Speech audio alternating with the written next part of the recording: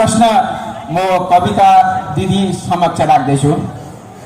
मुहान सुकेपछि हामी नदी खोज्छौँ, भारतीय नेपाली बाल साहित्यको स्थिति यस्तै बनेको छैन र दिदी, तपाईँलाई कस्तो लाग्छ? सबैमा नमस्कार। विषय प्रश्नात्मक भए पनि अलिक गम्भीर छ, हामी गम्भीर हुनुपर्छ। त्यसै त अब नेपाली साहित्यमा सबैभन्दा पछि आएर चर्चा भएको नै बाल साहित्यको हो।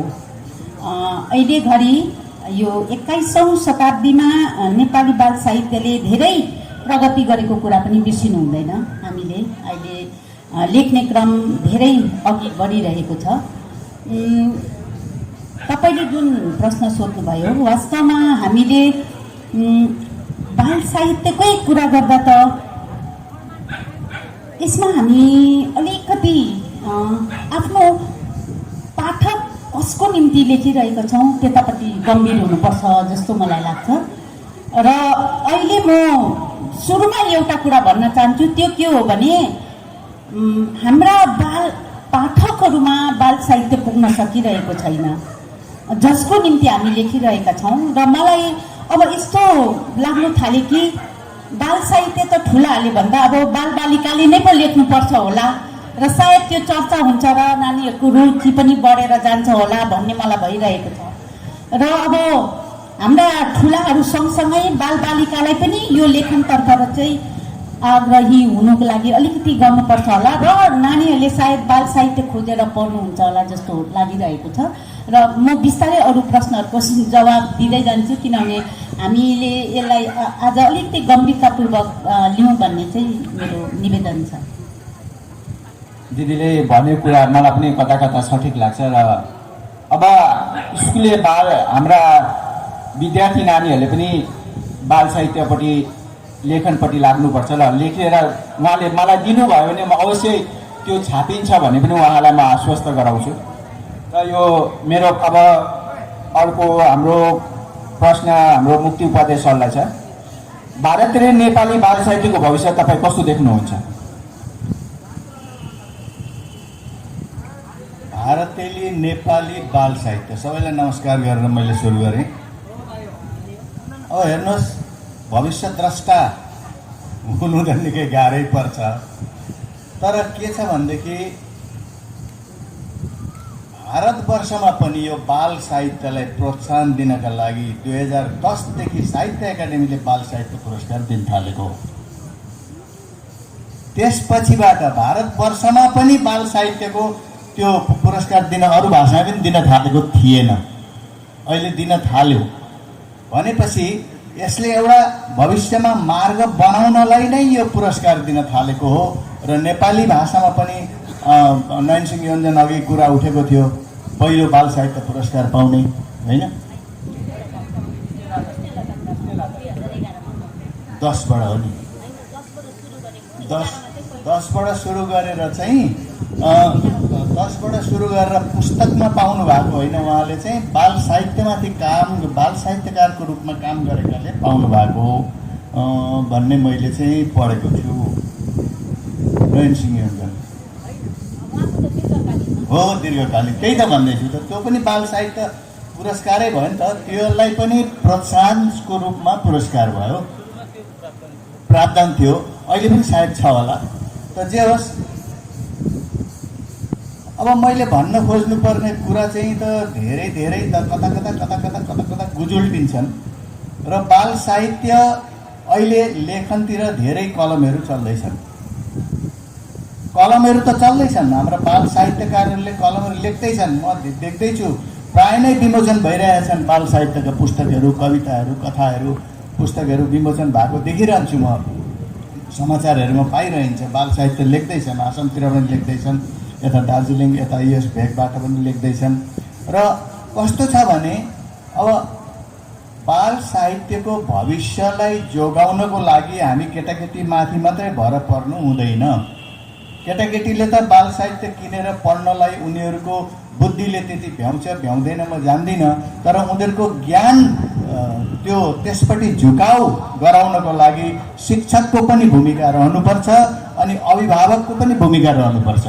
किनभने अभिभावकले जबसम्म नेपाली बाल साहित्यको कुरा गर्दैछु है म, अङ्ग्रेजीका पुस्तक त बाल साहित्य एकदम रङ्गी चङ्गी किनेर ल्याएर घरमा दिइरहेका हुन्छन्। अहिले धेरै जसो हाम्रा बालक बालिका अङ्ग्रेजी माध्यममा पढ्ने भएका छन्। अनि नेपालीको पनि के हुन्छ भने यो पनि पढ्नुपर्छ भनेर चाहिँ अभिभावकले नै ल्याएर चाहिँ हाम्रा नानीहरूलाई कि त उनीहरूले पढ्न सक्ने भयो भने पढ भन्नु पर्यो, पढ्न सक्ने छैनन् भने आओ म सुनाउँछु भन्नु पर्यो, सुनाउनु पर्यो है। त्यसो हुँदाखेरि चाहिँ म के देख्छु भने तपाईँहरूले अहिले हेर्नुहोस् न त्यहाँ के अरे त्यहाँ नेपालबाट आएको त्यो कुन छ एउटा कति राम्रा राम्रा बाल साहित्य छन् नेपालमा, आम्मै कलरफुल छन्। अनि नेपालमा बाल साहित्यको ठुलो राम्रो एउटा झानिएको बजार पनि छ, धेरै प्रेरणा प्रोत्साहन पनि पाएका छन्। अब भन्नु पर्दाखेरि त भर्खरै साङ्ग्रिलाले मेरो 55वटा कथा पनि लिएर गएको छ, छाप्छु म भनेर लिएर गएको छ। र त्यसरी सर्व नेपाली भाषाको रूपमा मात्रै हेर्ने हो भने त यसको भविष्य उज्यालो नै छ।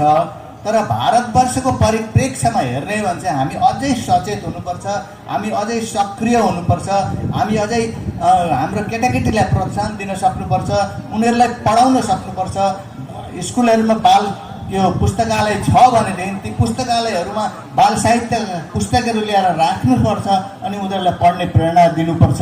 अनि प्रत्येक हप्ता तिमीले कुन किताब पढ्यौ भनेर सोध्न सक्ने पनि हुनु पर्यो शिक्षकहरूले पनि, अनि सायद अभिभावकहरूले पनि सोध्यो भने चाहिँ राम्रो हुनेछ।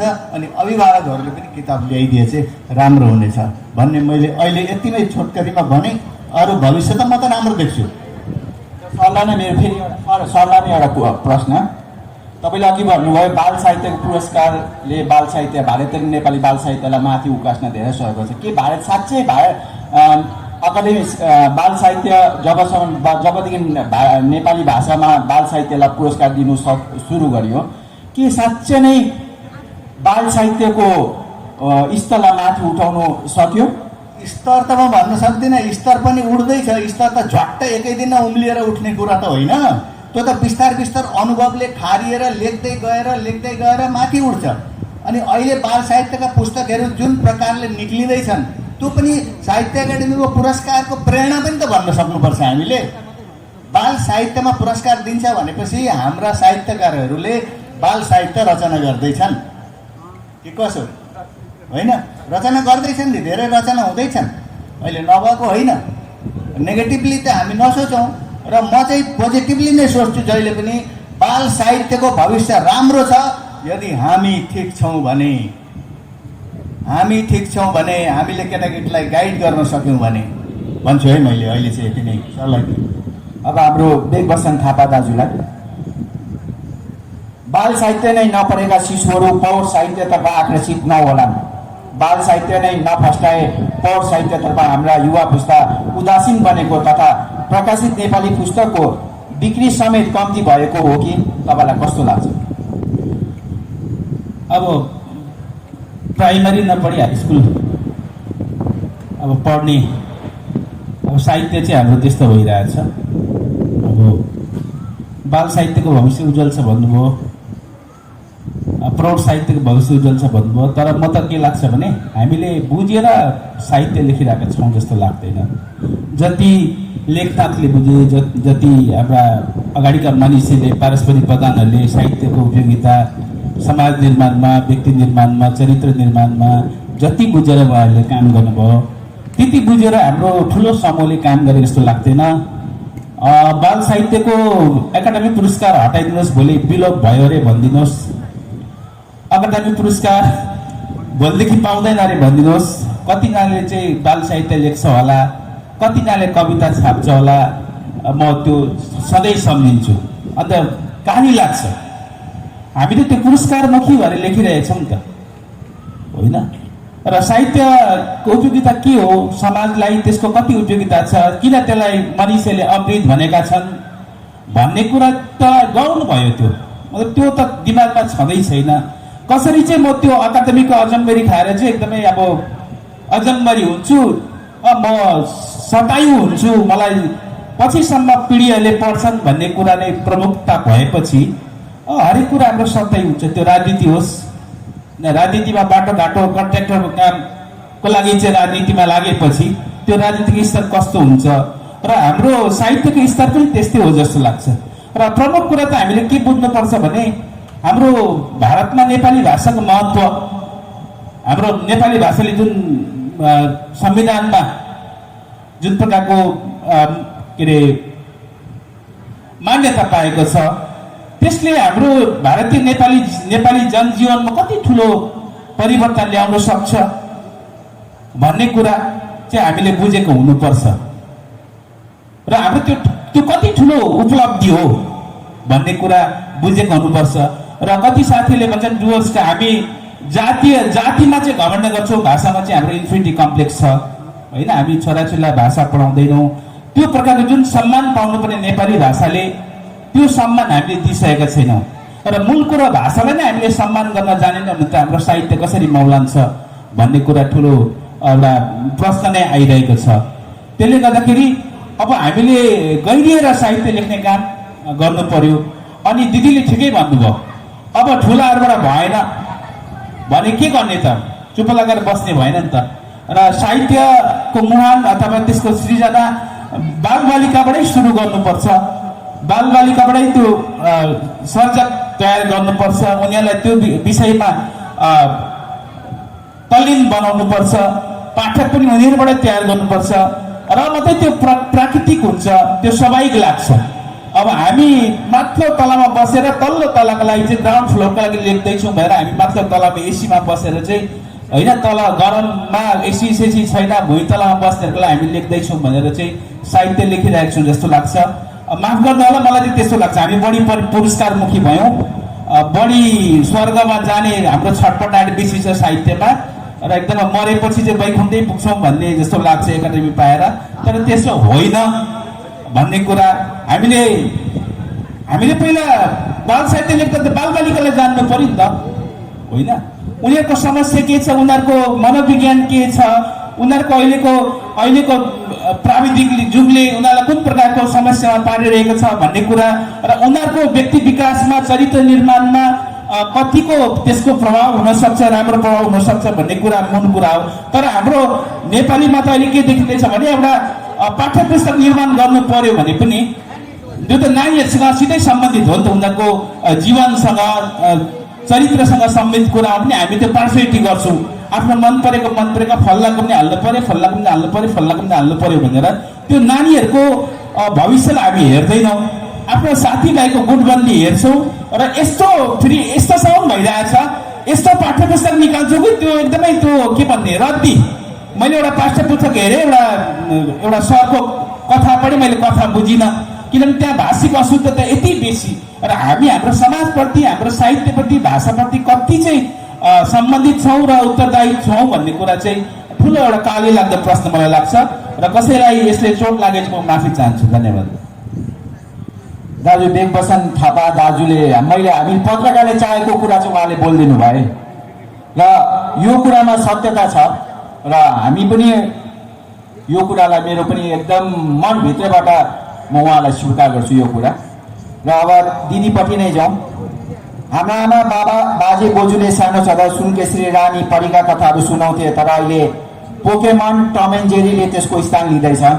कतै यसले गर्दा बाल साहित्यमाथि प्रतिकूल प्रभाव परेको त होइन दिदी? प्रतिकूल प्रभाव त परेको होइन नै भन्छु म। अलिकति आजको मेरा विद्यार्थी नानीहरूलाई पनि सम्बोधन गर्नु मन लाग्यो। नानीहरू, आज हामी यहाँ जे चर्चा गर्दैछौँ नि, तपाईँहरूको निम्ति लेखिएका बाल साहित्यको बारेमा हामी यहाँ चर्चा गरिरहेछौँ। र तपाईँहरूलाई कुनै पनि प्रश्न छ भने हामी अलिकति समय निकालेर पनि तपाईँहरूको प्रश्नलाई पनि हामी सम्बोधन गर्न उत्सुक छौँ। हाम्रो त्यतापट्टि पनि अलिकति झुकाउ छ। मलाई खुसी लाग्यो आज जुन प्रकारले आयोजक समितिले यसरी विद्यार्थी नानीहरूलाई आज यो जुन विषयमा चर्चा भइरहेको छ र विद्यार्थी नानीहरूलाई यसरी उपस्थित गराइदिएपछि यो एउटा कार्यक्रम राखिनको एउटा सार्थकता पनि मैले पाएँ। त्यस कारणले गर्दा मैले नानीहरूलाई पनि अलिकति यहाँ सम्बोधनमा राखेँ।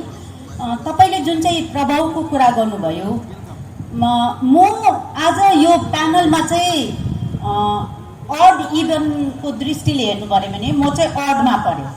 उहाँ पनि बाल साहित्यकार हुनुहुन्छ, उहाँ पनि बाल साहित्यकार हुनुहुन्छ, उहाँ पनि बाल साहित्यकार हुनुहुन्छ। म चाहिँ बाल पाठक पढेँ र बाल साहित्यमा मेरो अत्यन्तै रुचि छ। यस कारणले गर्दा यी भनहरूलाई चेक गर्नुको निम्ति चाहिँ म एकजना अर्थ चाहिँ यहाँ बस्नु पर्यो र म त्यस अर्थमा पनि छु यहाँ।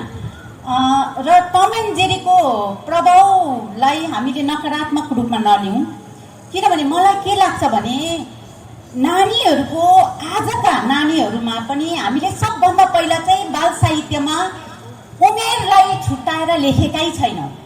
एउटा किताबभित्र हेर्दा त्यहाँनिर पशुपन्छीको कुरा पनि आएको छ, परीको कुरा पनि आएको छ, फेरि ठुलाहरूको पर्यावरणको कुरा पनि आएको छ। भनेपछि त्यो नानी कुन उमेरको निम्ति हामीले लेखेको त्यसप्रति बाल साहित्यकारको हेक्का चाहिँ छैन।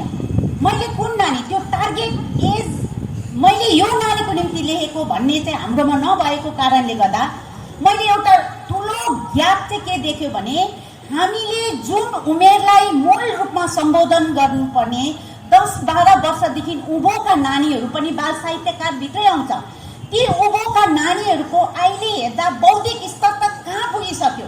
सोसियल मिडियाले, पाठ्य पुस्तकले, घरमा भएको परिवेशले, साथीभाइसँग भएको गफले, अन्तर्क्रियाले नानीहरूको स्तर कहाँ पुगिसक्यो। हामी साहित्यमा अझै पनि पुत्तली चिनाइरहेका छौँ, आज पनि हामी गुलाबको रङका कुराहरू गरिरहेका छौँ।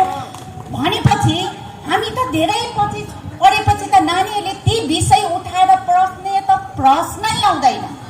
र मलाई के लाग्यो भने अघि जुन यहाँ कवि बेगबसन भाइले प्रश्न उठाउनु भयो नि कि हाम्रा जसमा बाल साहित्यकार लेख्ने खुबी छ ती बाल साहित्यकारहरूले पनि आफ्नो योग्यता चिन्नु भएको छैन। किनभने उहाँहरूको कथामा बाल पात्रहरूलाई सम्बोधन गरेर यति दामी दामी कथाहरू, यति दामी दामी कविताहरू आएको छ, तर उहाँ स्वयंलाई थाहा छैन कि मैले मेरा बालबालिकाहरूको निम्ति लेख्यो भने म एउटा राम्रो कृति मेरा नानीहरूलाई दिनु सक्छु भन्नेपट्टि हेक्का भएन। किनभने भारतमा नेपाली बाल साहित्यको हुर्काइ कसरी भयो भनेपछि जसले चाहिँ राम्रो प्रकारले कविता लेख्न सक्दैनन्, जसले राम्रो प्रकारले कथा उनीहरूलाई चाहिँ सबै चाहिँ बाल साहित्य लेखन भइहाल्छ, साहित्यकार हुनु त हो भनेको कारणले गर्दा धेरै वर्षसम्म जबसम्म बाल साहित्य पुरस्कारको स्थापना गरिएको थिएन तबसम्ममा भारतीय नेपाली बाल साहित्यकालाई थाम्ने एकैजना स्तम्भ हुनुहुन्थ्यो त्यति बेला जिउँदो खिरोदा खड्का मैले भेटेको। र खिरोदा खड्कालाई मैले 2000 सालमा नै एउटा अन्तर्वार्ता लिएर छापिएको पनि छ पत्रिकामा। त्यति बेला गुरुआमाले भन्नुभएको थियो कि पढै छैन, म त विशेष गरेर साई समितिमा बाल विकास चलाउँछु र त्यतिपट्टि मेरो झुकाउ भएको कारणले गर्दा मैले बालबालिकाको निम्ति लेखेँ भनेर उहाँले भन्नुभएको छ। तर जस्तो 2010 सालमा उहाँले भन्नुभयो म एकदम पोजिटिभली हेर्छु, पुरस्कारलाई नेगेटिभ हेर्ने कुरा छैन, पोजिटिभली हेर्नुपर्छ। तर यहाँ के भएको छ भने जसको कुनै पृष्ठभूमि छैन, जसले बालबालिकालाई कहिले माया गरेर सुमसुमाएको छैन। सुमसुमाउनु भनेको शारीरिक सुमसुमाइ होइन, सुमसुमाउनु भनेको उनीहरूको मन, उनीहरूको भित्री मनलाई छाम्नु, केलाउनु, स्पर्श गर्नु। त्यो केलाइ नभइकन बाल साहित्य लेख्नुहुन्छ, बाल साहित्य लेखेर पुरस्कार पाउनुहुन्छ, ठ्याप्पै यात्रा बन्द। किनभने टार्गेट पुरस्कार मात्रै भयो भनेपछि हामीले यस्तो छ। म 2 चोटि साहित्य अकादमीको 2 चोटि म निर्णायक मण्डलीमा पढिसक्यो। त्यति बेला कृति छान्नु धेरै गाह्रो हुन्छ, किनभने जसलाई दिँदैछु उहाँको म अलिकति पृष्ठभूमि हेर्छु, झुकाउ हेर्छु, बालबालिकालाई माया गरेको हेर्छु, त्यो कृतिले दिनु चाहेको सब्जेक्ट हेर्छु, कन्टेन्ट हेर्छु, भाषा हेर्छु, त्यो भाषाको उमेर कुन बालकको निम्ति लेखेको त्यो हेर्छु, म सब कुरो हेर्छु। किनभने म एकजना पाठक हो, पाठकको हेराइ त सबै आयाममा पुग्नु पर्यो। यस कारणले गर्दा बाल पुरस्कार दिनुपर्छ, तर बाल पुरस्कार चाहिँ यस्तो प्रकारले नहोस् कि एउटा कृति गरेर चाहिँ लेखेर चाहिँ उहाँको त्यो यात्रै एकदमै सक्यो। त्यतापट्टि चाहिँ म विरोध गर्छु। र जब जब म निर्णायक मण्डलीमा गएको छु, मैले कडा रूपमा आफ्नो कुरा राखेको छु र त्यो कुरासँग त्यो निर्णयले जितेको छ। यो एउटा उदाहरण हो। यस कारणले गर्दा अहिले म पछि एउटा मूल विषय बाल साहित्यमा अहिले आइरहेको म मूल विषय त्यो कुरा गर्छु, अहिले पछिबाट भन्छु। र मलाई यस्तो लाग्छ टम एन्ड जेरी नानीहरूले पढ्यो नपढ भन्नु हुँदैन। टम एन्ड जेरीको तुलनामा हाम्रो नानीहरूलाई त्यस्तै साहित्य दिनु सक्नु पर्छ, किनभने नानीहरूले खोजेको थियो।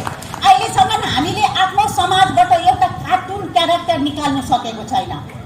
खै हाम्रो उतापट्टि एउटा बालक हनुमानले आएर धुमधाम गरिसक्यो, उनीहरूको एक एकवटा क्यारेक्टर छ, हाम्रो क्यारेक्टर छैन, कमिक्स छैन हाम्रोसँग। यस कारणले गर्दा अहिले हालैमा मधुसूदन विष्टज्यूको कमिक्स छापिएको छ हालैमा। त्योभन्दा अर्को हर्केकी फर्केदेखि भवानी प्रधानले गरेकोदेखि कसले कमिक्समा काम गरेको छैन भनेपछि हाम्रा बालबालिकाले त आज हामीलाई कडा भन्दा प्रश्न गरेर हामीलाई चेपारो नपार्नु सक्नुपर्छ कि तपाईँहरूले हाम्रो सम्बोधन खै गर्नुभएको, तपाईँहरूले हाम्रो रुचिलाई किन हेला गर्नु हुँदैछ। यो प्रकारको प्रश्न नानीहरूबाट आयो भने मात्र सायद हाम्रा बाल साहित्यकारहरूको चेतना खुलिन्छ जस्तो मलाई लाग्छ। धन्यवाद।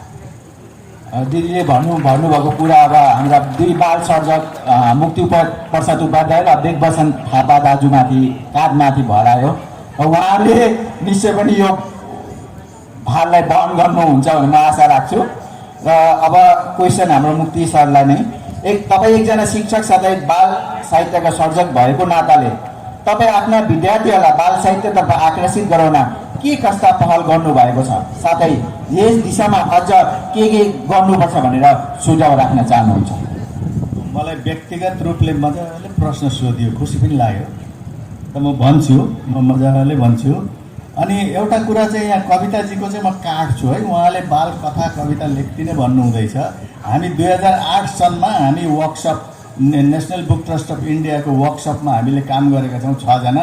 उहाँका 2टा बाल कथा छापेको छ एनबिटीले, सबैको 2-2वटा छापेको छ।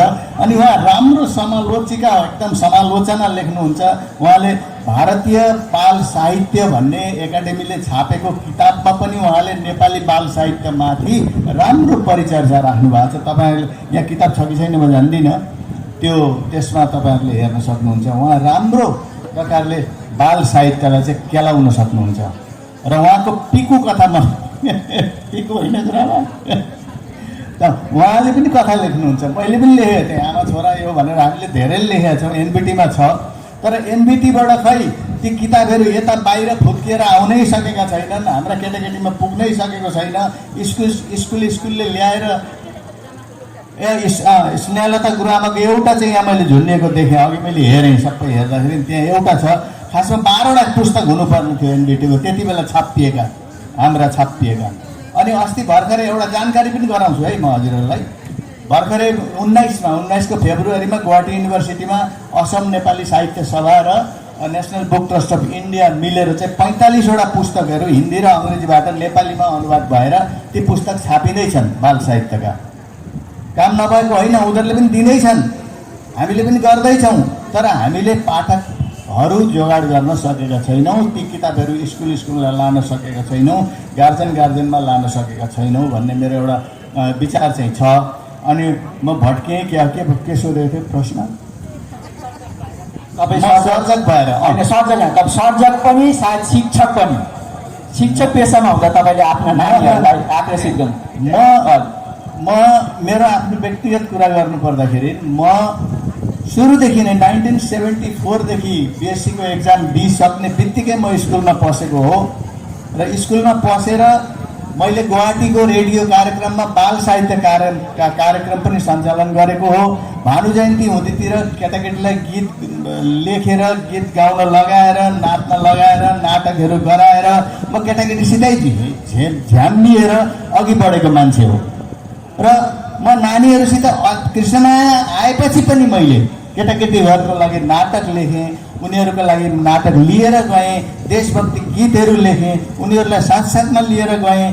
अनि त्यसो हुँदाखेरि म चाहिँ के छ भने म केटाकेटीसितै हुर्किएको हुँ। उनीहरूसितै म केटाकेटी भएरै उनीहरूसित म अगाडि बढेको हुँ। तसर्थ मैले पनि सोच्दाखेरि केटाकेटी भएरै सोच्ने एउटा प्रयास गर्छु र त्यो प्रयासले गर्दाखेरि मैले पहिलोपल्ट तपाईँहरूलाई मेरो व्यक्तिगत कुरा सोध्नु भाइले व्यक्तिगत कुरा भन्दाखेरि चाहिँ म पनि साई समितिको बाल विकासमा पसेको मान्छे हो। मैले पनि त्यहाँ गीतहरू गाएर नाचेर देखाएर राजा पुण्यनील पनि एक्टिङ गरेको छ बाल विकास समितिमा। एउटा मेरो नाटक यहाँ के अरे गुरुङ बस्तीमा छ नि एउटा बाल विकास समिति छ नि साई बाबाको, त्यहाँ मैले नाटक गराएको छु। त्यो केटाकेटीलाई लिएर बुद्ध नाटक के नाटक गराएको छु। र यसरी म चाहिँ केटाकेटीसितै माने उनीहरू नै भएर अगाडि बढ्ने कोसिस गरेर मैले 97-98मै मैले 6वटा कथा सङ्ग्रह साहित्य सौरभका कथा सङ्ग्रहहरू 6 सिरिज 1, 2, 3, 4, 5, 6 स्तर अनुसार सङ्कलन लेखन पनि गरेको छु। ती पुस्तकहरू पनि छापिएका छन्। त्यसपछि मलाई बाल साहित्यकार भनेर चिनिएछन् क्यार, अनि बेला बेला ठाउँ ठाउँमा कार्यशालाहरूतिर बोलाउँछन्। 2002मा पनि हामीले कार्यशाला खिरोदा खर्का जीवहरूसित पनि मैले कार्यशाला गरेको छु। त्यति बेला हामीले जम्मा सामग्रीहरू 96वटा सामग्रीहरू हामीले तयार पारेर दिएका थियौँ। तर त्यो सामग्रीहरू आजसम्म चाहिँ नेसनल बुक ट्रस्ट अफ इन्डियाले छापेको मैले थाहा पाएको छुइनँ।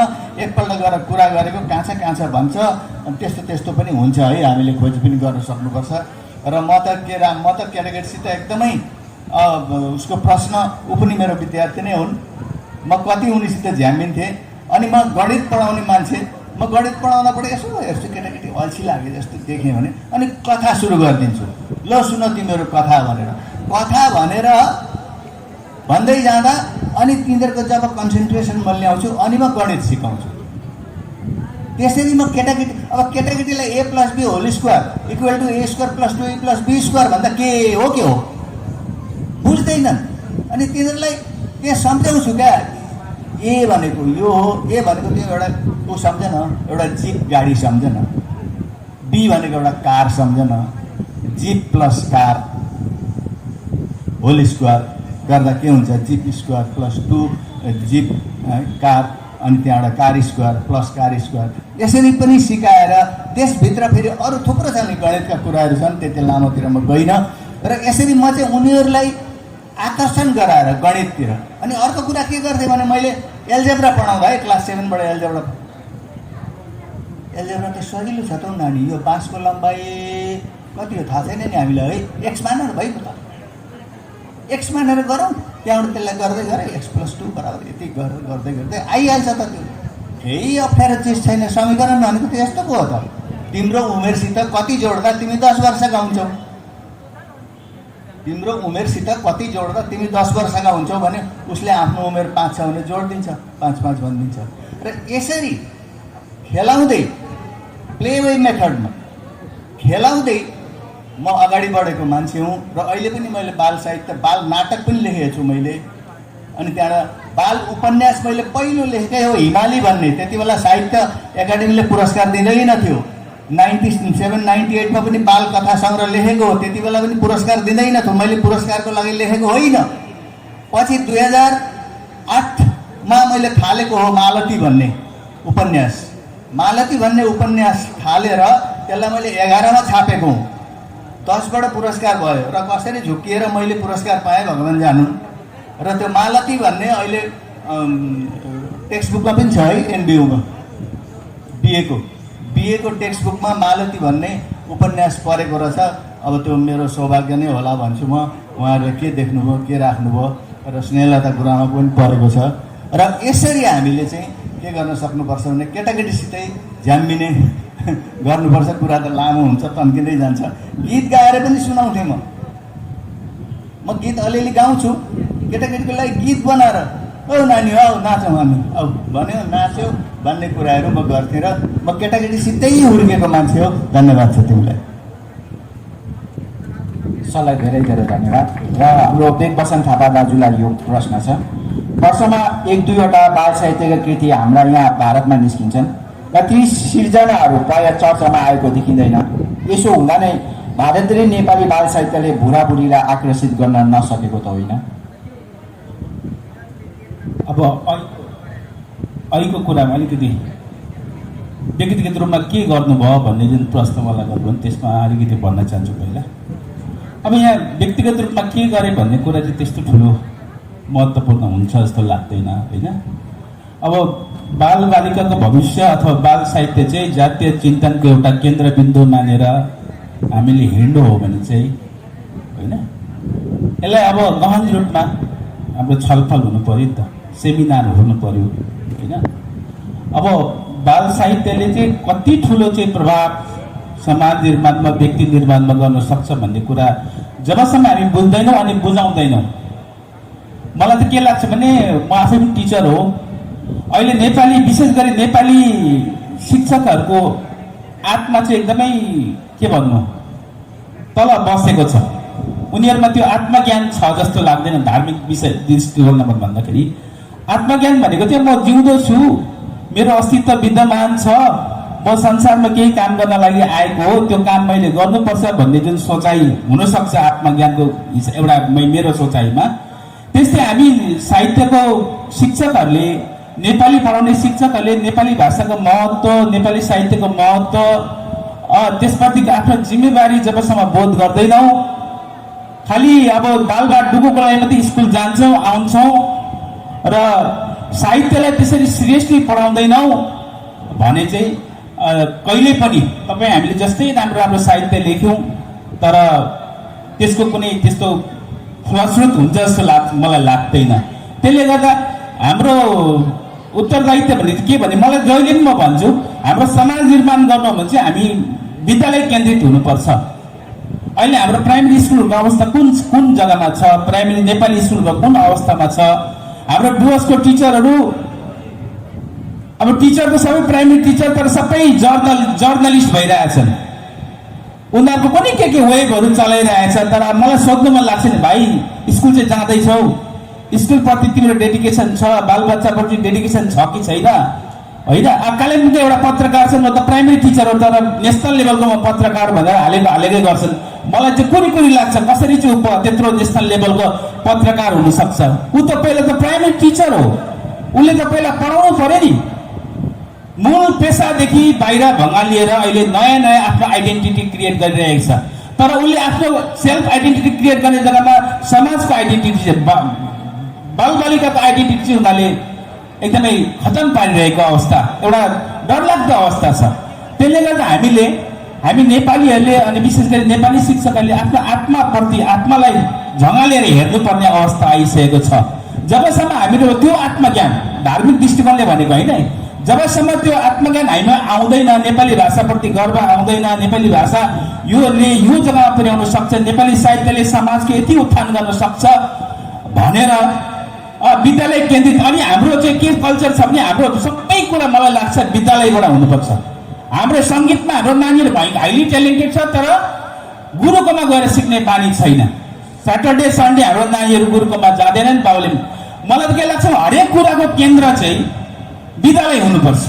विद्यालयमा समाजको अरू संस्थाले, साहित्यिक संस्थाले, सामाजिक संस्थाहरूले चाहिँ विद्यालयलाई कोअपरेट गरेर विद्यालयलाई एउटा केन्द्र, जसरी साईको एउटा केन्द्र छ नि, बालबालिका केन्द्र हुन्छ, त्यस्तै बाल विकासको केन्द्र चाहिँ विद्यालयभन्दा पनि अझै अगाडि गएर चाहिँ विद्यालय बालबालिकाहरूको व्यक्तित्व निर्माणमा चाहिँ विद्यालय सक्रिय हुनुपर्छ र त्यो विद्यालयसँग चाहिँ समाज, साहित्यिक संस्थाहरू, सामाजिक संस्थाहरू, खेलकुदको संस्थाहरू जोडिएर उनीहरूको सर्वाङ्गीण विकास हुनुपर्छ भन्ने मलाई लाग्दछ। नत्र भने अब हामी पहाडमै गएर पनि, हिमालयमा गएर पनि तपस्या गरे पनि त्यो तपस्याले यहाँ डाउन ट्रोडन पिपल होइन, जो दिनहीन छ, उनीहरूको जीवनमा, उनीहरूको बचाइमा कुनै परिवर्तन आउँदैन। जस्तै हामी महाज्ञानी योगी पुरुष भए पनि होइन, त्यसले गर्दाखेरि चाहिँ हाम्रो तपस्या चाहिँ, हाम्रो त्याग भने पनि, हाम्रो काम भनेको चाहिँ समाज केन्द्रित हुनु पर्यो, विद्यालय केन्द्रित हुनु पर्यो, विद्यार्थीमुखी हुनु पर्यो भन्ने मलाई लाग्दछ। र होइन भने चाहिँ हामी आफ्नो आफ्नो क्षेत्रमा महान हुन्छौँ तर समाज चाहिँ फेरि सबैभन्दा दिनहीन भइरहेको अवस्था छ। हाम्रो आइडेन्टिटी भयङ्कर ठुलो होला, नेसनल लेभलको होला, तर समाजको आइडेन्टिटी, समाजको जुन मूल कुरा भनेको हाम्रो जुन आत्मशक्ति, आत्मविश्वास दिनदिनै हाम्रो समाजको हराएर गइरहेको छ। दिनदिनै हाम्रो क्षय भइरहेको छ। अस्ति दार्जिलिङमा न्याक एग्रिडेसनको मैले सुनेको नेपाली डिपार्टमेन्टसँग एग्रिडेसनको जुन माथि युजिसीबाट एउटा टिम आएको थियो अरे र त्यहाँ चाहिँ एकदम नेपालीको टिचर डिपार्टमेन्टसँग बस्यो। बस्दाखेरि चाहिँ उहाँले सोधे, मैले घरिघरिमा भन्न चाहन्छु यो कुरा, र उहाँहरू त एकदम टाई सुटमा आएको थियो अरे नेपाली टिचरहरू त एकदम प्रोफेसरहरू त टाई सुटमा लेक्चरर आएर, अनि उहाँहरूले इङ्ग्लिसमा बोल्न थाल्यो अरे। अब मैले सुनेको कहाँसम्म सत्य हो? अन्त उहाँहरूले युजिसीको मेम्बरहरूले भन्यो तपाईँहरू इङ्ग्लिसमा किन बोल्नु भएको, तपाईँहरू इङ्ग्लिस पढाउनुहुन्छ? अन्त होइन, अन्त इङ्ग्लिसमा किन बोल्नुहुन्छ भनेर भन्यो अरे।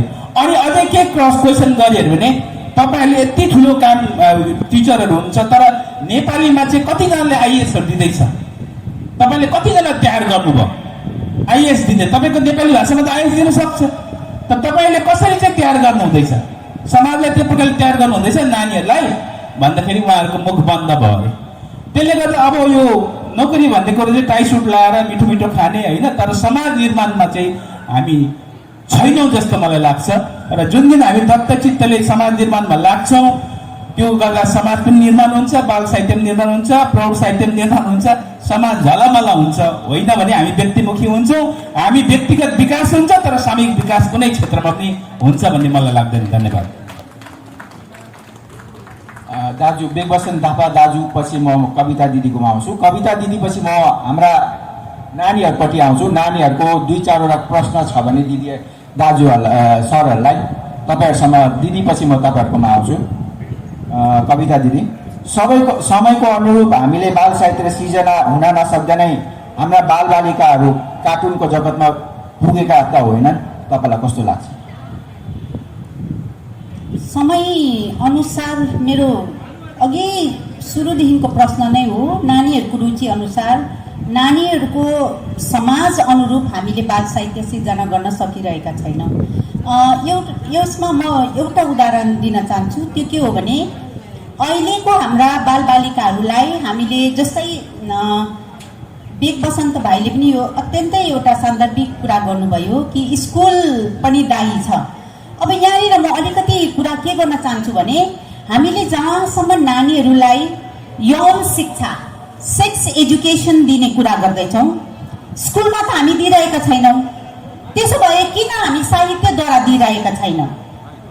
किनभने हिजो अस्तिको घटना हो, म नाम लिनु चाहदिनँ, जो सोसियल मिडियामा आएको थियो। एउटा स्कुलमा एउटा शिक्षकले एउटा नानीलाई यौन हिंसा गरेको भनेपछि हाम्रा नानीहरू त यो समस्यासँग जुझिरहेका छन्। बाल यौन हिंसा, यो बाल यौन हिंसा स्कुलमा पनि छ, परिवारभित्र छ, समाजभित्र छ। अब यो सब्जेक्टलाई बाल साहित्यमा चाहिँ हामी उठाउँदैनौँ, तर त्यसलाई हाम्रा साहित्यकारहरूले निश्चय उठाइरहेका छन्। म एउटा उदाहरण दिन चाहन्छु जसमा अब हामीले किशोर साहित्यको कुरा गर्दैछौँ। किशोर उपन्यास स्नेहलता गुरामा सरले म्यामले पहिलापल्ट लेख्नुभयो, चर्चा छैन, चिन्दैनौँ पनि पढ्दैनौँ पनि। यहाँ हुनुहुन्छ पहिलोचोटि किशोर कविता नानीहरूलाई लेख्नुभयो, चर्चा छैन। बेगबसन्त भाइको एउटा कविता सङ्ग्रह आइसकेको छ। अब म यहाँ यो बाल यौन हिंसाको कुरा किन गरिरहेको छु भन्दा नानीहरूलाई सबभन्दा पहिला हामीले एजुकेट गराउनु पर्ने कुरो हो, जुन कुरो नानीहरूले लजाएर, अप्ठ्यारो मानेर, सङ्कोच मानेर घरका आमा बाउलाई पनि भन्न सक्दैन यो कुरा। र कमसेकम यतापट्टि हामीले सचेत गराउनुपर्छ। र यो कुरा मैले जब साहित्य पढ्दै थिएँ त्यति बेला मैले यो मटेरियल पाएँ। जस्तै सुरज धर्कनको भूतको रङ रिटर्न्स भित्र बाल यौन हिंसा छ, जहाँ 2जना बाल पात्रहरू भूमिका अनि तृष्णा, अनि त्यो भित्रको खलनायक देवेन काका।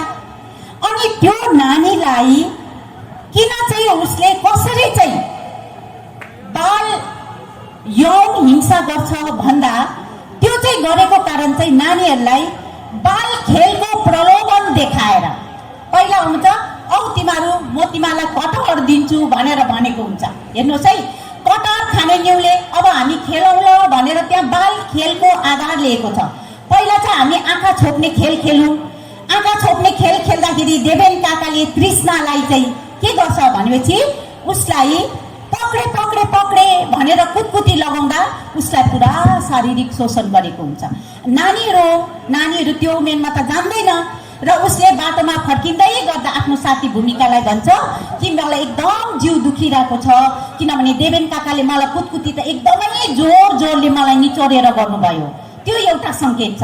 भोलिपल्ट फेरि अर्को बाल खेल चाहिँ के हो भन्दा लुकाचेरी गरेर त्यहाँ गएर देवेन काकाले आड पाएर नानीको बलात्कार गरेर हत्या पनि गरिदिन्छ। अनि त्यो कथाको अन्त भएको छ एउटा खलनायकले जति नै अपराध गरे पनि उसले कानुनी हिसाबमा कुनै सजाय पाउँदैन, किनभने जुन नानी बाल हिंसाको शोषण भएर उसको मृत्यु भएको छ त्यो अज्ञात रहन्छ, केवल भूमिकालाई थाहा हुन्छ अनि भूमिकाको जीवन चाहिँ ट्रमामा बितिरहेको हुन्छ। त्यसो भए हाम्रा साहित्यकारहरूले त यो सब्जेक्ट लेखिरहनु भएको छ, तर त्यो बारे चर्चा भएको छैन र नानीहरूले त्यो किताब पढ्नु भएको छैन। यो एउटा उदाहरण मैले दिन चाहे है, जसले चाहिँ अब नानीहरूलाई साहित्यद्वारा त्यतापट्टिको सचेतता भन्दैछ। अनि देवेन काकाले के भन्छ, तिमीहरूलाई म 10 रुपियाँ दिन्छु, लुगा खोल त। नानीहरू लुगा खोल्नु मान्दैन, कसैलाई नभन है मैले तिमीलाई लुगा खोल्नु लगायो भनेर 10 रुपियाँ चाहिँ हातमा हालिदिन्छ। भनेपछि अबको दिनमा भोलिको दिनमा हाम्रा नानीहरूलाई यो थाहा हुन्छ कसैले घरमा गएर कसैलाई नभनै भन्दा चाहिँ सोचोस् किन चाहिँ उसले मलाई घरमा केही भन्दैन। त्यस्तै प्रकारले कोमल केरुङको यहाँनिर छ मायाको पिलो, यो पनि त बाल यौन हिंसामै छ। घरकै मानिस मामाले उसको एउटा संवेदनशील अङ्गलाई छुएर त्यसलाई पिलो बनाएर बुझाएर उसको शोषण गरिरहन्छ। अब यी मुद्दाहरू आज हामीले साहित्यमा चर्चा गरेन भने कहिले 100 वर्षपछि 50 वर्षपछि? अनि हामीलाई नानीहरूलाई यो कुरा नदिइरहेको कारणले गर्दा, यो कुराहरू हामीले नानीहरूलाई नबुझाइरहेको कारणले गर्दा बाल साहित्य अगाडि बढ्नको साटो पछाडि जाँदैछ। यस कारणले गर्दा हाम्रा बाल साहित्यकारहरूले पनि यस्ता कुराहरूलाई चाहिँ साहित्यमा लेखौँ भन्ने मेरो आग्रह छ र म सुरज दर्पण कोमल केरुङहरू जस्तालाई पनि हाम्रा बाल बालिकाको निम्ति चाहिँ तपाईँहरूले लेखिदिनुहोस्, जसरी बेग बसन्तज्यूले, मुक्ति सरले, हाम्रा शिवु भाइले लेख्नुहुँदैछ। यस कारणले गर्दा यी विषयहरूलाई हामीले साहित्यमा नलेखेको कारणले गर्दा नानीहरूले गएर बाहिर निक्लेर यो कुराहरू आफूमाथि शोषण भइरहेको कुराहरू भन्न सकेको छैन। यसमा छोरी नानीको कुरा मात्र होइन, छोराहरूमा पनि शोषण गरिरहेछ, शिक्षकले यौन शोषण गरिरहेछ। र मैले जब बबिता मादेनको 1986 बास हराएपछि किताब पढेँ, त्यो किताबमा 9 वर्षको बबिताले आफूमाथि यौन दुर्व्यवहार भएको कुरो उल्लेख गरेको छ भने 9 वर्षको नानीमा त त्यो सचेतता छैन भने 12 वर्षको नानीहरूलाई हामीले किन यो कुरा नबताउने? अनि यसलाई बताउनुपर्छ शालीन भाषामा, सभ्य भाषामा हाम्रा बालबालिकालाई शिक्षित बनाऊ भन्ने मेरो चाहिँ आग्रह हो। बबिता मादेनले एउटा साहस गरेको छ। म त्यो घरमा टिभी हेर्नु जान्थेँ र त्यहाँको दाजुले मलाई गलत रूपले मेरो शरीरमा छुएको कारणले गर्दा बरु मैले टिभी हेर्न छोडेँ, मैले किताब समातेँ। र त्योदेखि हेर्नुहोस् है त्यसको जुन प्रकारले सिफ्ट भएको छ, त्यो नेगेटिभिटीलाई जसरी पोजिटिभ कुरोमा सिफ्ट गर्नुभएको छ उहाँले, यो साँच्चै प्रशंसा योग्य छ। र उहाँले त्यो दिनदेखि चाहिँ मैले किताब छोएर मेरो किताबप्रति प्रेम हुन गयो, मैले किताब पढ्न थालेँ। र हाम्रा नानीहरूले बाल साहित्यमा यो यौन शिक्षा पनि पाउनुपर्छ। यो अहिलेको एकदमै चाहिँदो विषय हाम्रा नानीहरूलाई हामीले दिनुपर्छ।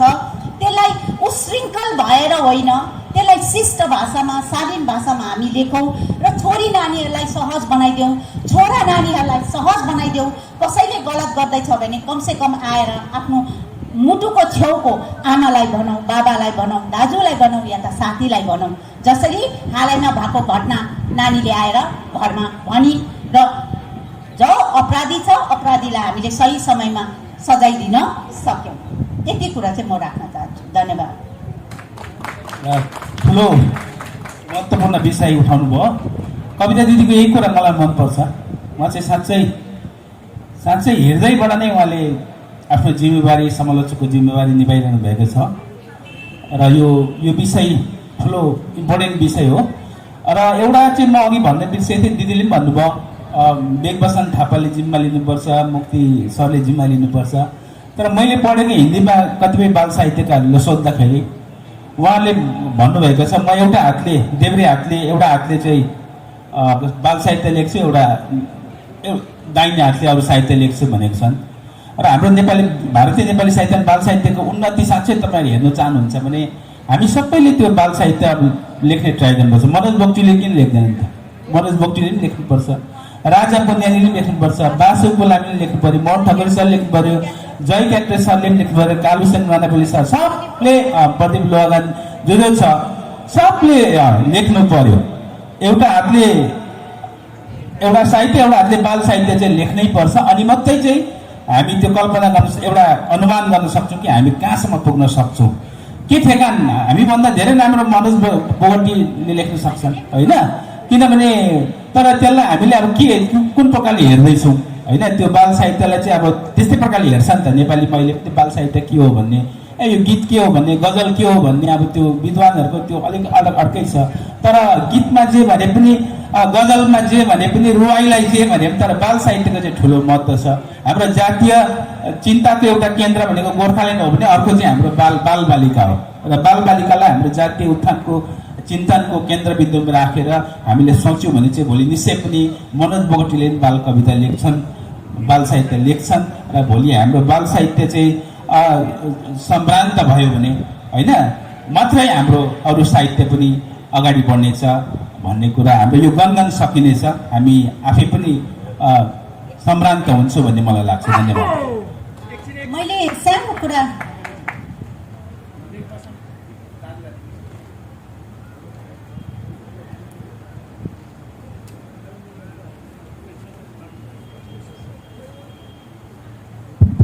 बेगबसन दाजुलाई एउटा प्रश्न छ। नमस्कार दाजु। नमस्कार। त्यहाँ मञ्चमा आसीन सबै विज्ञजनलाई मेरो नमस्कार। मेरो प्रश्न के थियो भन्दाखेरि हामीले सानो छँदा हामीले धेरैवटा कविताहरू पढेका हौँ, सानो प्राइमेरी स्कुलमा पनि हाई स्कुलमा पनि। त्यो कविताहरू सम्झिँदाखेरि अझै पनि जीवन्त लाग्छ आफूलाई, त्यो बाल्यकालमा फर्केर गएको जस्तो लाग्छ। तर अहिलेको जुन चाहिँ हाम्रो पाठ्यक्रमहरूतिर हालिएको कविताहरू छ त्यो त्यति बाल्य अवस्थालाई छुए जस्तो लाग्दैन मलाई। पर्सनल लेभलमा मात्रै कुरा गरेको, यो सबैलाई यस्तो हुन्छ भन्ने मैले गरेको होइन। यो के हाम्रो यस्तै हो मैले सोचेको जस्तै सबैलाई हुन्छ, या यो एउटा साहित्यिक एउटा हाम्रो पाठ्यक्रममा जुन चाहिँ हालिन्छ त्यसमा प्रब्लम छ, वा हाम्रो साहित्यले पुरानो बाल कविताहरू ठिक थिए वा अझै सम्प्रेषणशील थिए कि अहिलेको कविताहरू त्यति सम्प्रेषणशील छैन भन्नु सकिन्छ? अघि मैले कुरा गरेँ, ठुलो प्रश्न उठाउनु भयो। अब त्यो दुइटै कुरा होला। एउटा चाहिँ के भने नि, अब हामी त्यो उमेरमा जुन कविता पढ्छौँ नि होइन, मैले नरबहादुर सरको जुन नाइनमा म अरू साथीहरूलाई भन्छु यो साहित्य चाहिँ सानोमा जति पढेको हुन्छ त्यति मिठो गकिलो र जीवनभर त्यसको प्रभाव पर्दो रहेछ होइन। अब सानोमा याद गरेको कुरा सधैँ याद रहन्छ। अब अस्ति घनश्याम नेपाल सरलाई मैले कुनै कुरामा भन्दाखेरि मलाई आजकल याद हुँदैन, आजकल केही पनि याद हुँदैन मलाई, पहिला जति याद थियो त्यति नै याद हुन्छ भन्नुभयो।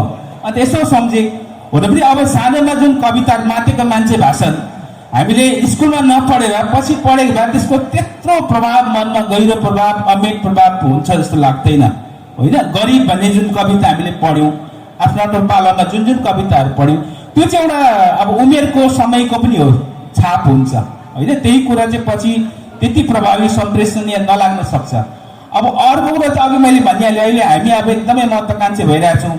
मेरो पनि मैले पनि पुरस्कार पाऊँ, मेरो पनि पाठ्य पुस्तकमा हालियोस् भनेर अब जुन गुणवत्ता छ त्यसले त निश्चय पनि त्यो स्तरमा तपाईँले जुन गुणवत्ताको कुरा गर्नुभयो, सम्प्रेषणात्मक कुरा गर्नुभयो, त्यसमा निश्चय नै असर परेको त छ नि होइन। अब धेरैजना लेख्ने भए होइन, गुणात्मकता घटेर गइरहेको छ जस्तो लाग्छ होइन। त्यसले गर्दा नि होला, तर त्यही मात्रै एउटै मात्रै हो भन्नु चाहिँ मिल्दैन। किनभने अब त्यो अहिले नानीहरूलाई, अनि अर्को त मैले के भन्छु भने भाषा शिक्षकहरूको त्यो गहनता, त्यो सजगता पनि घटेर गएको छ होइन भन्ने, जुन सिन्सिरिटी हुनुपर्ने, इमान्दारिता हुनुपर्ने पढाउनुमा होइन, कविता पढाउनुमा, कथा पढाउनुमा, त्यो टिचरको जिम्मेवारीमा पनि सायद कम्ती आएको छ कि, अथवा भाषा शिक्षकको अब युनिभर्सिटीको सरलाई म भन्छु, उहाँले भन्नुहुन्छ अब युनिभर्सिटीमा बुद्ध कफ वर्णमाला पनि राम्रो चिनेको हुँदैन, कालिम्पोङको टिचर कुमार सरले भन्नुहुन्थ्यो अरे। अब त्यो त्यसले गर्दा एउटा होलिस्टिक एप्रोच चाहिँ हामीले राख्नुपर्ने हुन्छ। खालि त्यो माथि मात्रै हेरेर पनि भएन होइन, प्राइमेरीदेखि नै होइन, अगाडि त हामी ढुङ्गा क्लास भन्थ्यौँ, त्यो ढुङ्गा क्लासदेखि नै हामीले सोच्नुपर्ने हुन्छ। यसबारे सेमिनार गर्नुपर्छ, वर्कसप गर्नुपर्ने हुन्छ, र जसलाई चिन्ता लाग्छ उनीहरूलाई लिएर काम गर्नुपर्ने हुन्छ। नभए एकअर्कालाई दोषारोप हुन्छ, प्राइमेरीले युनिभर्सिटीलाई गाली गर्छ, युनिभर्सिटीले हाई स्कुललाई गाली गर्छ, अरू एउटा साहित्यकारले अर्को साहित्यलाई गाली गर्छ। जब हामी हाम्रो ठुलो अभिष्ट हामी बुझ्छौँ अनि हामी जिम्मेवार बन्छौँ। अहिले त हामीले अभिष्ट नै बुझेको छैनौँ, त्यसको महत्त्व नै बुझेको छैनौँ भन्ने मलाई लाग्छ।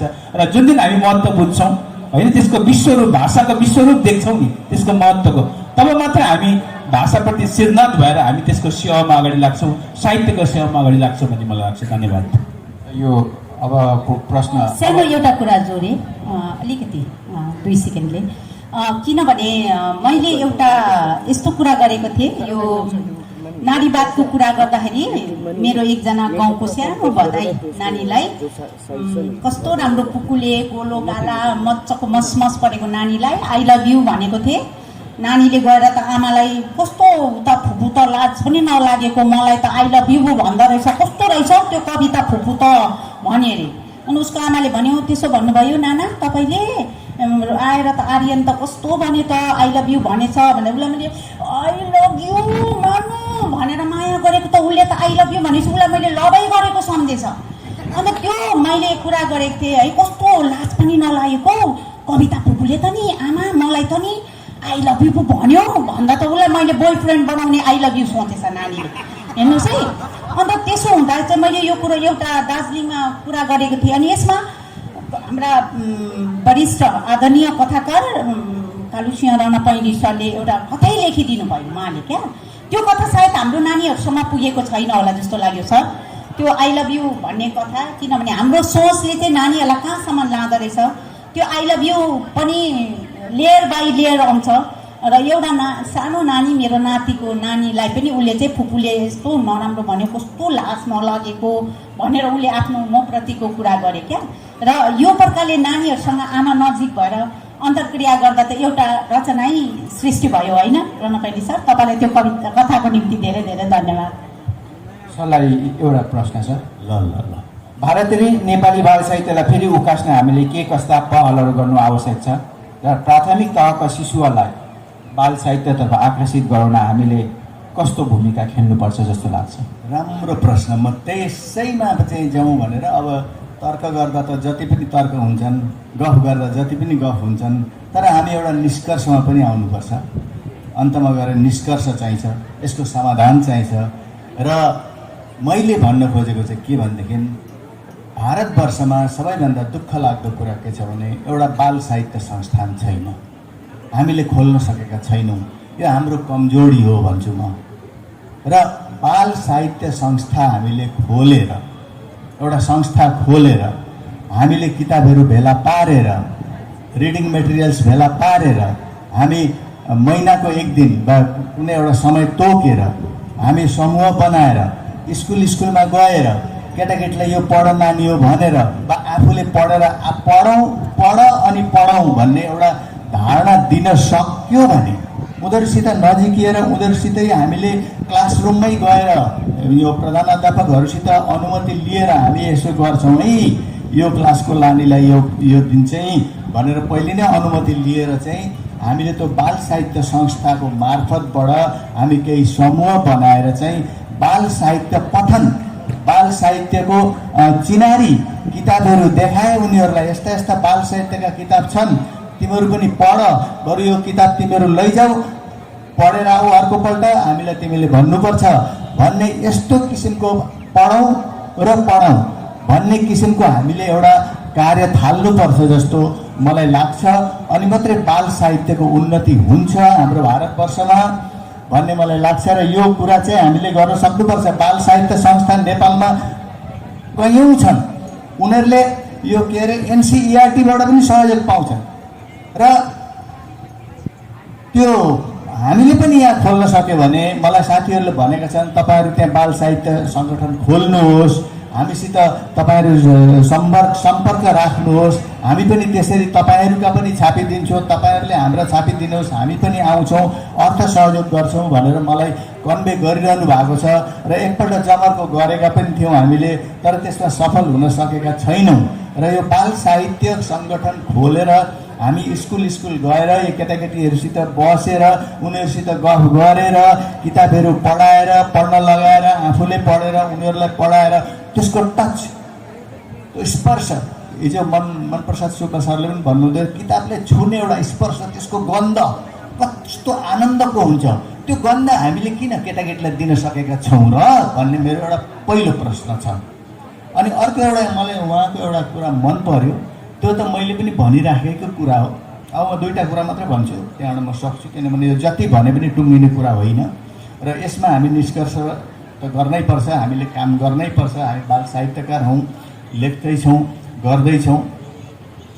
उहाँले भनेको कुरा चाहिँ के मन पर्यो भने तपाईँहरू यसो हेर्नुहोस् त, बाल साहित्यकारहरू कथाहरू लेख्ने, कविताहरू लेख्ने कसले चाहिँ लेखेका छन्? युनिभर्सिटीका शिक्षकले लेखेका छन्? छैनन्। कलेजका प्रोफेसरहरूले लेखेका छन्? नेपालीका प्रोफेसरहरूले छैनन्। म स्कुलको टिचर हो, मैले लेखेको छु। उहाँ स्कुलको टिचर हुनुहुन्छ, लेख्नु भएको छ। फिरोजा खड्काहरू पनि प्राइमेरीको टिचर हुनुहुन्थ्यो होइन, काम गर्नु हुँदैन थियो। र धेरै छन् जो प्राइमेरी, यो हाम्रो भीम प्रधान हुनुहुन्छ नि गान्तोकको, 107 अङ्क बाल दर्पण निकाल्नु भएको छ। कस्तो राम्रो काम उहाँ स्कुल एक्लै कुदेर हो, कति सकेको म त छक्क पर्छु। एक्लै कुदेर केटाकेटीसित कथा कविता मागेर त्यो बाल दर्पणमा छापेर त्यो बाल दर्पण किताब उपलब्ध गराउनुहुन्छ। त्यसले गर्दा अलिकति त्यो बालिकासित चाहिँ स्पर्श भयो, उनीहरूसित सम्पर्क भयो, उनीहरूले बाल कथा कविताबारे जान्न पाए।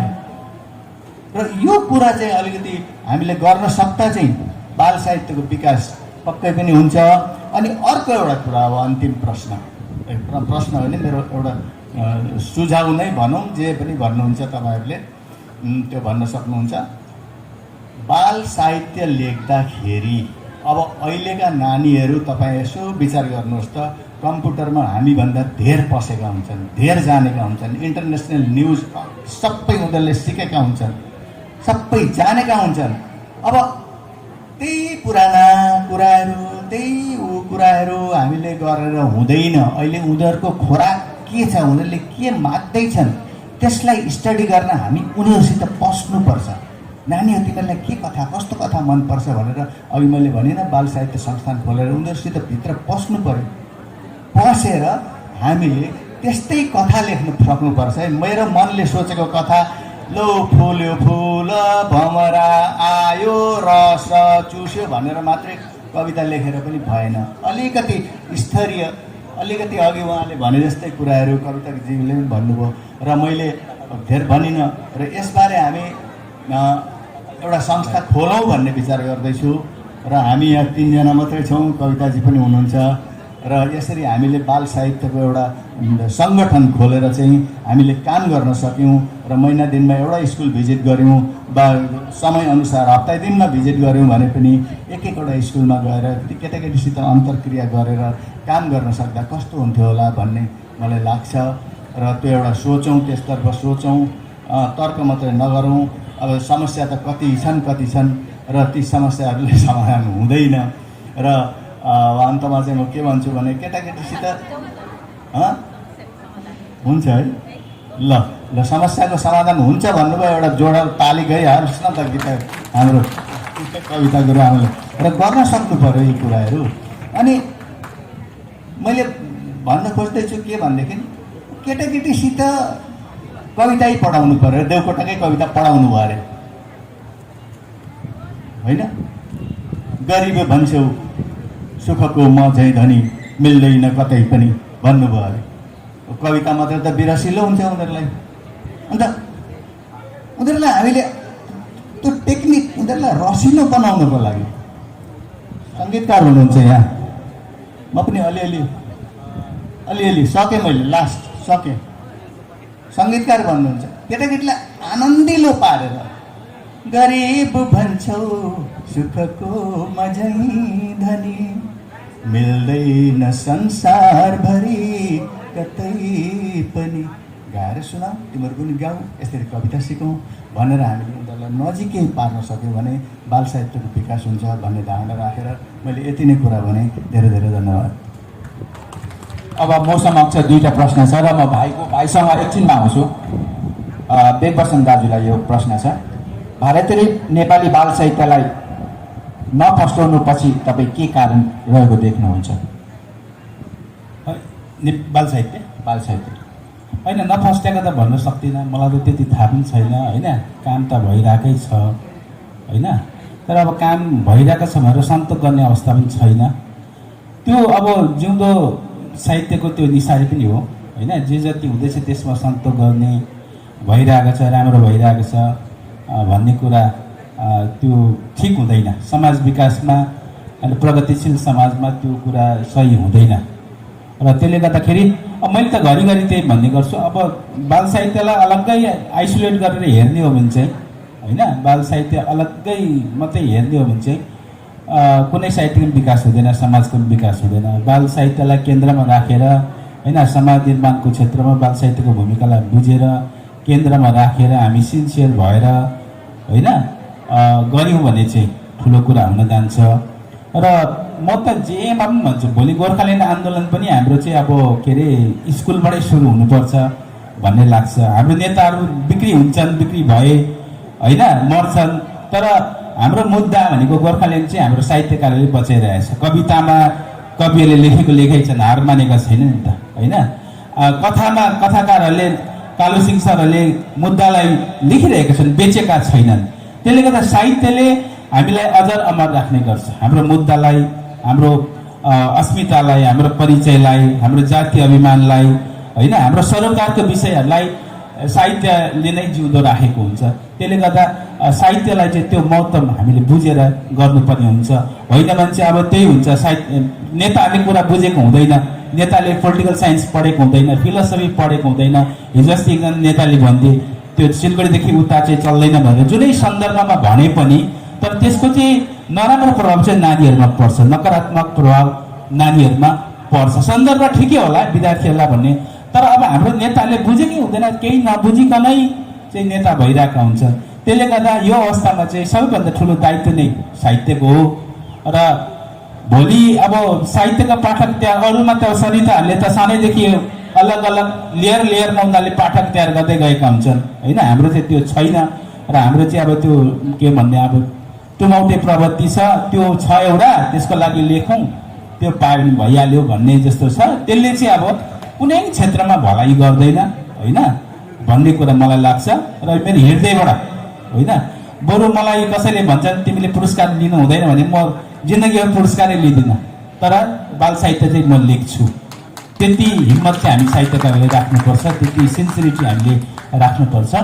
त्यति राख्यो भने चाहिँ समाज निर्माण चाहिँ हुन्छ, साहित्यको निर्माण हुन्छ होइन। तपाईँको आत्मविश्वास बढ्छ, भावी पिँढीहरूको आत्मविश्वास बढ्छ, चरित्र निर्माण हुन्छ। गोर्खाल्यान्ड त के, गोर्खाल्यान्डभन्दा माथि केही छ भने त्यो पनि एचिभ हुन्छ, त्यो साहित्यको माध्यमबाट मलाई लाग्छ। यो मेरो अन्तिम प्रश्न बहिनी बबिता बहिनीले मलाई छिटो गरिदिनु भन्नुभएको छ र बहिनी म छिटो गरिदिँदैछु। र यो कविता दिदीलाई, बाल साहित्यलाई केन्द्र गरी प्राथमिक तहका बाल बालिकालाई सहभागी बनाएर हामीले कार्यशाला गर्नुपर्ने होइन दिदी? यसो गर्न नसक्नुमा हाम्रो के कस्तो कमजोरी रहेको ठान्नुहुन्छ? कार्यशाला त एकदमै, म त नानीहरूलाई लेखन कार्यशालै दिनुपर्छ जस्तो लाग्छ। हामी त्यति विश्वास गर्दैनौँ, तर जब एकजना घरमा हाम्रो सानो बालकले राम्रो पेन्टिङ गर्दैछ भने उसलाई पेन्टिङ क्लास लान्छौँ, अलिक टाटा टुटु बजाउँदैछ भने उसलाई म्युजिक क्लास हेर्दैछौँ। यदि नानीले केही राम्रो लेख्दैछ भने किन उसलाई लेख्नेको चाहिँ हामी प्रशिक्षण दिँदैनौँ भन्ने चाहिँ मेरो प्रश्न हो। यस कारणले गर्दा क्रिएटिभ राइटिङमा पनि हामी प्रशिक्षण नानीहरूलाई दिन सक्छौँ। यो त नेपालमा कहिलेदेखि चलिआएको छ, हामीले यता मात्र गर्न सकेका छैनौँ। अघि यहाँ मुक्ति सरले भन्नुभयो कि हाम्रो यहाँ एउटा बाल साहित्यकारलाई लिएर एउटा संस्थाको गठन हुनुपर्छ भनेर, तर म यति बेला एकजना व्यक्तिको स्तरबाट काम गर्ने हो लेखा राई। केफे ट्विन्समा उहाँले रिडिङ रुम भनेर नानीहरूलाई ल्याएर एकजना शिक्षकलाई ल्याएर नानीहरूलाई त्यो अभ्यास उहाँ एक्लो व्यक्तिले गर्नु हुँदैछ भने हामीले पनि चाह्यौँ भने त्यो काम गर्नु सक्छौँ। र यो म तपाईँहरू सबैलाई अनुरोध गर्छु, लेखा राई हुनुहुन्छ, लेखा राई तपाईँ एकछिन आइदिनुहोस् नानी। तपाईँले धेरै हाम्रो नानीको लागि गर्नु हुँदैछ, जसले कहिले नेपाली साहित्य पढ्नु भएको छैन। हामी साहित्यकारहरूलाई बराबर तपाईँले सधैँभरि हामीलाई उत्साह दिइराख्नु भएको छ। उहाँले नानीहरूको निम्ति एउटा रिडिङ रुम आफ्नो केफे ट्विन्समा उहाँले सञ्चालन गर्दै आउनु भएको छ, नानीहरूलाई पढाउने। अनि एउटा टिचरले त्यो उहाँ हुनुहुन्छ लेखा राई। र अहिले यो सन्दर्भ निक्लेको कारणले गर्दा त्यो please come on the stage.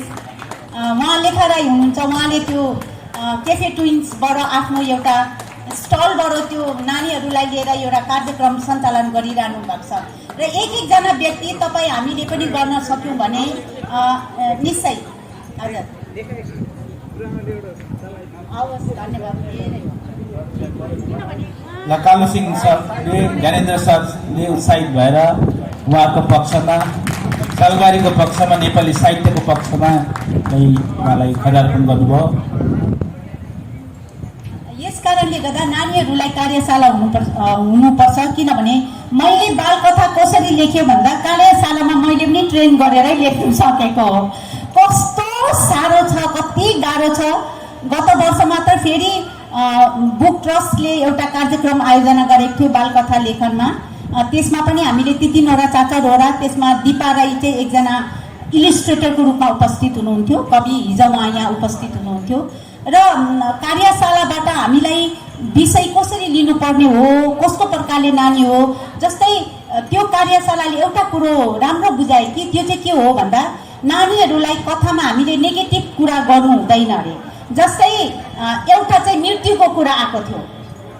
एउटा किराहरू 2टा झगडा पर्दा एउटा किरा मरेर त्यो किरालाई एकदम लात्ताले हिर्काएर कुनै खुन पारेर मारेको। यो प्रकारको एउटा नेगेटिभ म्यासेज चाहिँ नानीहरूलाई नदिउँ, यो चाहिँ कार्यशालामा सिकायो।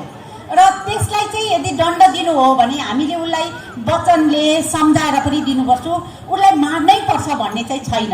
यो चाहिँ हामीलाई कार्यशालामा सिकाएको हो। र अब यसरी हामीलाई एउटा सचेत एक्सपर्टहरू आएर नै हामीलाई गर्ने हो। र बाल साहित्यकारहरूलाई लिएर कार्यशाला गर्नु एकदमै आवश्यक छ। अनि नानीहरूलाई पनि हामीले कसरी लेख्ने भनेर जसले राम्रो लेख्नुहुन्छ, जस्तै अघि हामीले भन्यौँ बासु सरले कस्तो राम्रो कविता लेख्नुहुन्छ, नानीहरूको निम्ति एउटै कविता लेख्नु हुँदैन। यसपालिको आधा अर्थ कति राम्रो कविता लेख्नु भएको छ सर। पहिलाको कविता हेरेर उज्यालोका आँखाहरूको भन्दा अहिलेको कविता कति राम्रो छ। तपाईँले राम्रो कविता लेख्नु सक्नुहुन्छ, बालबालिकालाई ध्यानै दिनु हुँदैन है। जय क्याक्टस उहाँले त समालोचना लेख्नुहुन्छ, कविता लेख्नुहुन्छ, उहाँले पनि ध्यानै दिनु हुँदैन नानीहरूलाई। हेर्नुहोस् है, तपाईँहरूले बाल साहित्यमाथि ध्यान नदिएको कुरो। मोहन ठकुरी सरको कहाँ नाम छ, बालबालिकाको निम्ति एउटै लेख्नु भएको छैन। ज्ञानेन्द्र सर आफै त कति पढ्नुहुन्छ, नानीहरूलाई पढ भनेर एउटै लेखिदिनु हुँदैन। तपाईँहरूले भनिदियो भने त नानीहरूले मान्नुहुन्छ नि त त्यो कुरो।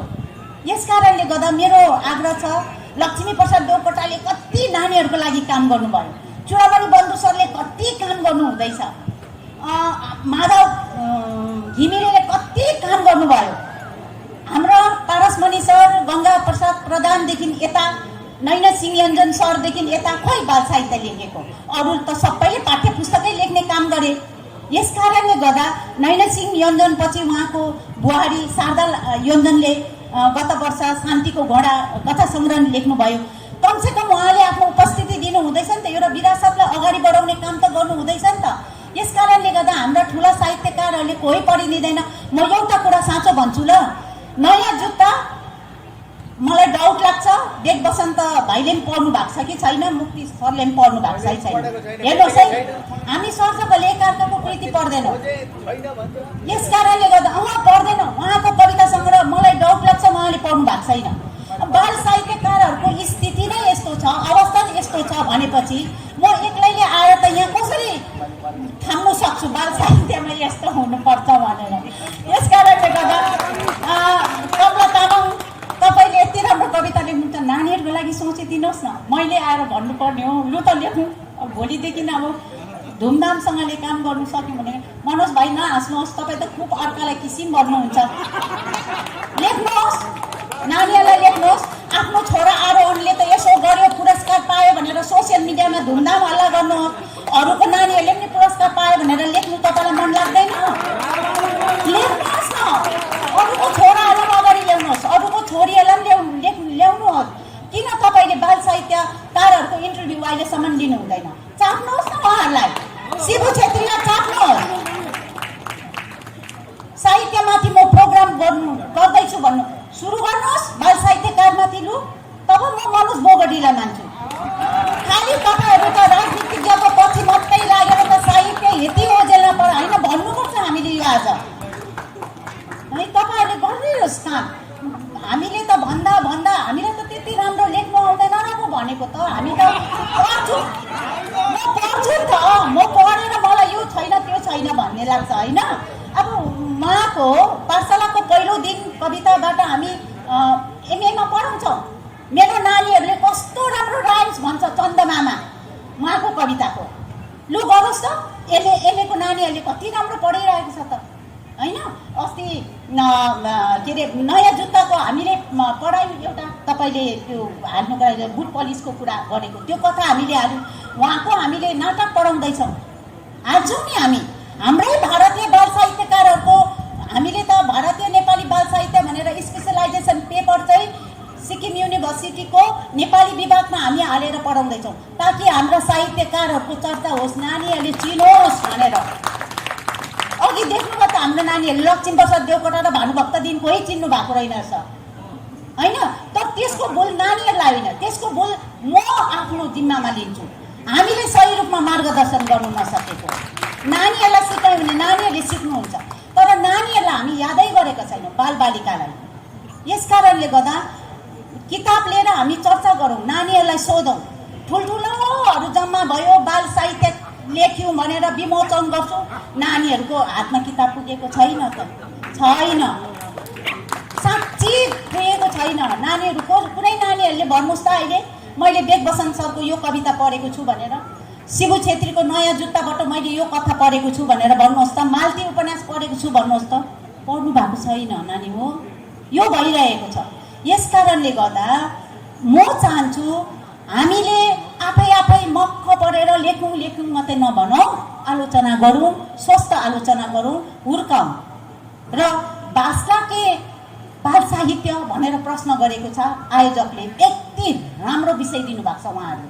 र यो विषयमा भन्छ बाल साहित्य तब मात्र बाँच्छ जब त्यो भित्र हामीले समयलाई सम्बोधन गर्छौँ। समयदेखि हामी पछ्यौँ, कुनै पनि साहित्य बाँच्न सक्दैन। धन्यवाद। मिठो होला। म यसमा अलिकति के भन्छु भने नि, अहिले बिर्सौँला, हामी बाल साहित्यकारहरूले हुन त सबै साहित्यकारलाई लागु हुन्छ। हामीले छाप्नुभन्दा अगाडि चाहिँ पूर्व पठन जुन चाहिँ छ नि होइन, हाम्रो जस्तो मेरो अनुभव छ, मेरो अनुभव के छ भने कवितालाई मैले देखाएँ, हाम्रो घनश्याम नेपाल सरलाई देखाएँ। उहाँहरूले त्यो नेगेटिभ एटिट्युड अघि कुरा गर्नु भने मृत्युको कुरा गर्नु हुँदैन भने नेगेटिभ एटिट्युड चाहिँ यो आउनु हुँदैन भनेर कविता दिदीले चाहिँ मेरो कविता त्यो स्टार्टअप मतलब अलग अलग यो किशोरमा पर्छ, यो अलग हो, यो बताएर मलाई बताउनु भयो कतिवटामा। त्यस्तै घनश्याम नेपाल सरले यो नेगेटिभ एउटा एटिट्युड डेभलप हुनसक्छ यस्तो प्रकारको कुराले होइन। अनि अर्को कुरा मैले अब घनश्याम सरले नै भन्नुभयो, मैले त्यो उसको बारेमा लेखेको थिएँ के अरे भ्रूण हत्याको बारेमा, नेपाली समाजमा त भ्रूण हत्या भन्ने त हुँदैन त भनेर भन्नुभयो। बरु नेपाली नारीहरूको कति उयो छ, आदर गर्छौँ हामी, त्यो बारेमा एउटा कविता लेख्नुहोस् न भन्दा मैले त्यो कविता पनि एउटा लेखेको छु। र त्यसले गर्दाखेरि हामी साहित्यकार बाल साहित्यकारले चाहिँ विशेष गरी सबैलाई यो लागु हुन्छ साधारण, तर हामीले यो पूर्व पठन पहिला मतलब अरूलाई देखाएर, विज्ञहरूलाई देखाएर, उहाँ जस्तो अब डेडिकेटेड, उहाँ जस्तो हृदयबाट बोल्नु हुँदैछ उहाँ होइन, र उहाँ जस्ता त्यो विषयका विज्ञहरूलाई देखाएर चाहिँ हामीले आलोचना गरेर मात्रै हामी हतार नगरेर गऱ्यौँ भने, मैले हतार गरिनँ। मेरो 2016मा नन्दन सरले भूमिका लेख्नु भएको, मेरो 2020-21मा छापियो, एउटा चाहिँ 3टा भएर, र त्यो जिम्मेवारी बोध गरेर चाहिँ गरेको। र त्यो चाहिँ जरुरी छ जस्तो लाग्छ, किनभने त्यसमा थाहा नपाइकन आफूलाई थाहा हुँदैन नेगेटिभ कुराहरू उहाँले भन्नुभयो। दोस्रो कुरो चाहिँ संस्कार भन्ने कुरो चाहिँ हामीले सानैदेखि दियौँ भने हुन्छ। जस्तो मेरो छोराहरू, अहिलेको छोराहरू, मेरो छोरा अहिले इङ्ग्लिस स्कुल मात्रै पढेको, नारायण गोपाल मजाले गीत सुन्छ, घरि भक्तराज लाउँछ, भक्तराजको भजन लाउँछ। अचम्मै लाग्यो क्या। मेरो जेठा छोरा त नारायण गोपालको गीत गाउँछ, अगाडि हामीले गाएको गीत होइन। र मैले पछि सोचेँ होइन, त्यो मैले घरमा चाहिँ अब हार्मोनियममा यसो बजाउँदाखेरि नारायण गोपालको गीतहरू गाएर अथवा बजाउँदा चाहिँ त्यसको प्रभाव चाहिँ त्यो सानोमा परेको हुँदो रहेछ, त्यो ठुलो आएर प्रस्फुटित हुँदो रहेछ। उसले अहिले मजाले नारायण गोपाल सुन्छ, मजाले भक्तराजहरू सुन्छ, अचम्मै लाग्छ। हाम्रो पवन गोलेको गीत उसको फेभरेट हो। एउटा उदाहरण दिएको मैले, पवन गोलेको गीत कहीँ तिमीलाई नदेखेको भए भन्ने गीत चाहिँ उसको फेभरेट हो, जुन कुरो मेरो पनि फेभरेट हो होइन। र हुनु त मैले यस्तोले धोका पाएन होला, तर पनि उसको फेभरेट छ क्या। लास्ट कुरामा भने अर्को चाहिँ के कुरा भने मैले हामीले त्यो संस्कार बसाल्नुपर्छ। मेरो 3टा कविता सङ्ग्रह निस्क्यो, तर मेरो स्कुलमा दिनु सकेको छैन। कोरोनाले गर्दा पनि दिउँ भनेर यसो नेपाली बुझ्नु गएको त अब 80% नानीहरू नेपाली पढ्न जान्दैन रहेछ, 9मा 10मा जान्दैन रहेछ। मैले फ्रीमा दिउँ भनेको त जान्दैन रहेछ नानीहरू, मेरो स्कुलकै कुरा। अनि भाषा सरसँग मेरो कुरा मान्छन् भाइ, लु बसाएर उसलाई कराएर के अवस्था छ, लु के गर्नुपर्छ सर भन्दा अहिले 12 खडीहरू सिकाएर हो मेरो आफ्नो सब्जेक्ट छोडेर मैले त्यो नेपाली भाषा सिकाउनुपट्टि लागेको छु। हाम्रो स्कुलमा नेपालीमा पनि फेल हुन थालेको छ। त्यसले गर्दा मूल दायित्व त यता पो रहेछ। हाम्रो स्कुलमा झगडा गर्दैछ किनभने त्यो आत्मविश्वास छैन, नानीले पढाइप्रति आत्मविश्वास छैन र त्यतापट्टि हामीलाई। त्यसले गर्दाखेरि व्यक्तिको भन्दा पनि हामी त्यो मुहानको अघि उहाँले कुरा गर्नु पनि मुहान सुकेको। हामी चाहिँ अब बाल साहित्य लिएर मुहानमै जानुपर्छ, त्यसको समस्या चिन्हित गर्न मुहानमै जानुपर्छ भन्ने कुरा राख्दै म आफ्नो कुरा समाप्त गर्न। धन्यवाद।